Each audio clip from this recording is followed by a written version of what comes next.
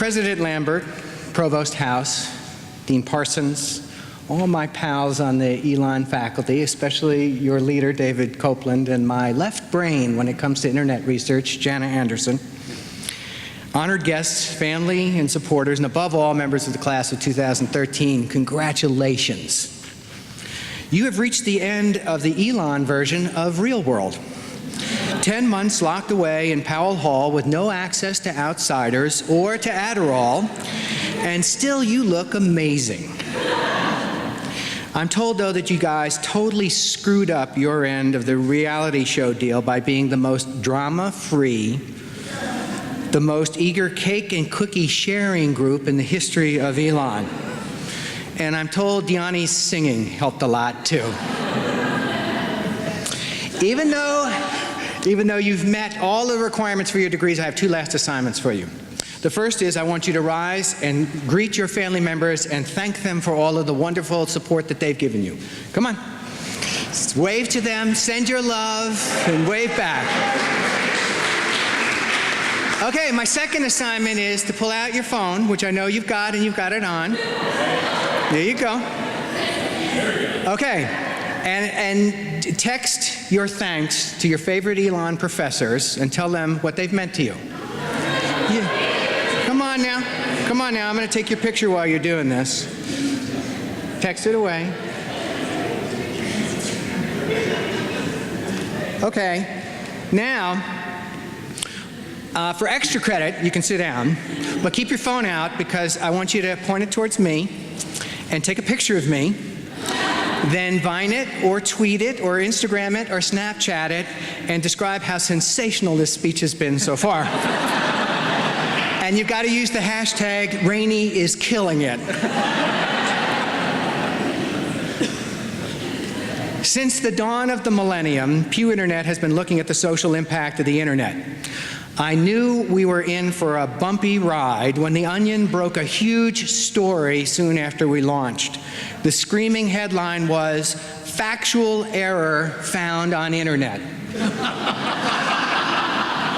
And I quote from the piece, "The information age was dealt a stunning blow on Monday when a factual error was discovered on Ted'sUltimateBradyBunch.com, a Brady Bunch fan site that incorrectly listed the show's debut year as 1968 instead of 1969. The page has been taken offline by the host, cheaphost.net, which released a statement of apology. Please be assured that we are doing everything within our power to ensure that nothing of this sort happens again. We will not rest until the internet's once sterling reputation as the world's leading source of 100% accurate information is restored." More recently, our own servers at Pew Internet were hacked by The Onion, and some private research was exposed in a news story that began, "A groundbreaking new report by Pew Internet has found that only 4 users of Facebook derive pleasure of any kind from the popular social networking site." According to the report, the remaining 1 billion people registered on Facebook, despite using the site on a regular basis, take no joy in doing so, and in fact, feel a profound sense of hopelessness and despair immediately upon logging in. Tom Peros, one of the 4 users of Facebook who is not in constant source of anxiety, said it just feels really good to read other people's status updates. The Onion helpfully added that status updates are, quote, "a feature on the site that shows users how many things in life they're missing out on and how many experiences they're likely never to have." So there you go. 2 big problems of the internet, nicely encapsulated by 2 stories in The Onion. One is bad information, the other is bad social encounters. My charge to you tonight is that you fix both of those problems by applying the newfound wisdom that you gained here. Because I believe you can help decide which wolf wins on the internet. I'm referring here to a meme that gained pretty wide currency on the internet in the weeks right after the 9/11 terror attacks. It was passed around in emails and references by bloggers and just generally spoke to people's dread about the future.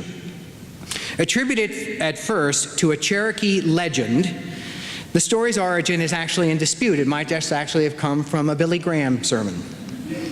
Whatever the case, the email version had an old chief teaching his grandson about life.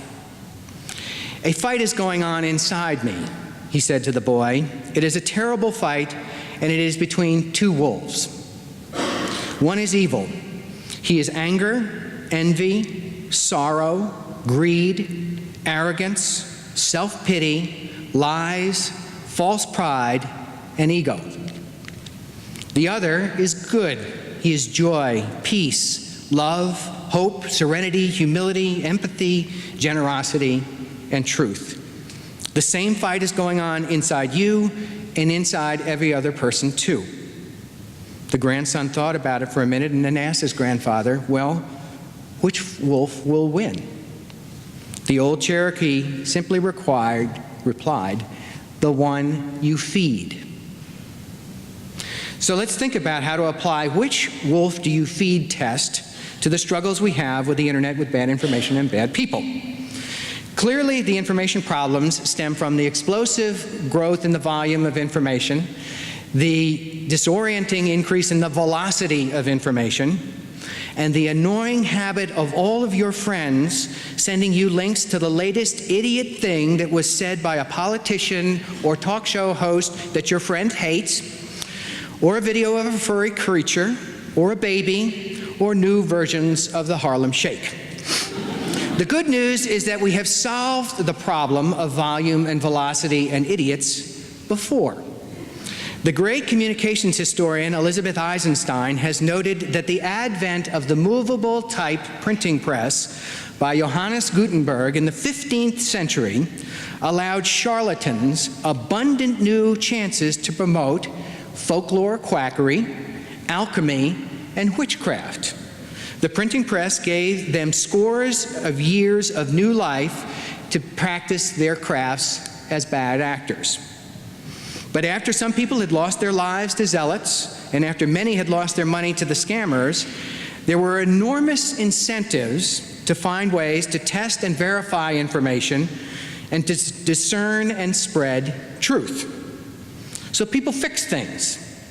Out of the changes that they created, we got the Reformation, the Enlightenment, the scientific method, and the scientific revolution. Not too shabby. Okay then, which wolf do you feed when it comes to solving the problem of bad information? The one that produces Enlightenment 2.0. We need you to give new information verification and filtering systems that separate fact from fiction, knowledge from spin, and helpful stuff from harmful stuff.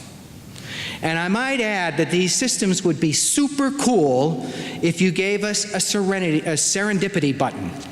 You hit the button, and you'd be given great information that you didn't know enough to care about until somebody else brought the material to your attention. It's like learning and discovery on steroids. That might yield the Enlightenment 3.0. After you've done your part to fix the bad information problem, please apply your skills to fixing the problem of bad online social encounters.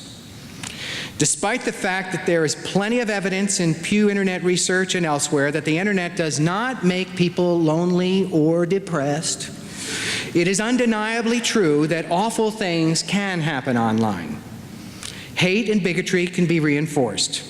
Vicious personal attacks and smears are enabled.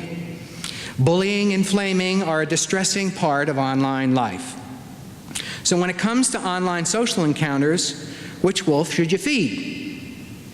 Please feed the one that enriches what sociologists call bonding social capital. That is, social encounters that deepen your existing friendships. And then feed the wolf that enriches bridging social capital. That is, the social connections that bring diversity and newness and, yes, even strangeness to users. The more of those kinds of connections that you have, the connections to people not like you, the happier, the wealthier, the healthier, and the more civically engaged you are. There's tons of evidence on this. In the final analysis, the best reason of all to fix the internet's problems with social encounters is that it might move us closer to heaven on earth. Here's how. Iris, are you related to Abraham Maslow, the great psychologist? Darn, I wish I'd planned it this way. The great 20th century psychologist, Abraham Maslow, we're going to call him your great-grandfather, what the heck, is famous for creating a 5-stage pyramid that he called the hierarchy of human needs. He was trying to explain what drives people's behavior as they progress through stages of life and as civilizations themselves advance. At the lower level of Iris's great-grandfather's hierarchy were what he called physiological and survival needs. He argued that you can't think about anything else unless you've been fed and sheltered. At the second stage, humans are motivated to address safety concerns. They want law and order. The third stage in this hierarchy is belongingness and love needs. Once humans are fed and safe, they can find new fulfillment in connecting to others and to groups. After people establish group affiliations, they can move on to the fourth stage and attempt to meet what Maslow called esteem needs. He saw that humans strive for greater happiness through gaining recognition and achieving things. For you, graduating from this program tonight is a huge part of that stage 4 game plan. Finally, Iris's great-grandfather noted that after humans are fed, safe, connected, and successful, they often try to jump to a 5th stage, what he called self-actualization, or the point in life where people seek fulfillment of their own personal potential. You can think of that as your avocation, or the stuff that really lights you up. That's where the textbook entries about Maslow stop, at 5 stages. But there has been interesting scholarship that before Maslow died in 1970, he began to argue there was a 6th and even higher stage in human motivation and activity. He referred to it as self-transcendence. And by that he meant that even beyond fulfilling your own personal goals, humans reach their highest aspiration when they find a cause beyond themselves to serve, and activities where they can experience communion with others beyond the boundaries of their self. I have no idea how to design social media to help people reach self-transcendence. But for Pete's sakes, you now have master's degrees in interactive media, so you do it. Starve the wolf that enables people to be jerks, or worse. Feed the wolf that leads to the transcendent internet, a layer of apps that helps people build communities, serve each other, and move beyond the limitations of their egos. Okay, so to summarize, your job is to repair the internet so that it privileges insanely great information and helps people become transcendent in their personal encounters. And for goodness sakes, don't believe everything you read in The Onion. Just over the weekend, it had this bogus headline: 90% of audience at graduation ceremony involved in heated family argument. They were talking about people stressing out about getting there on time and getting the right seats and stuff like that. I don't see that here. I see joy, and it is well earned. Congratulations and Godspeed to you all.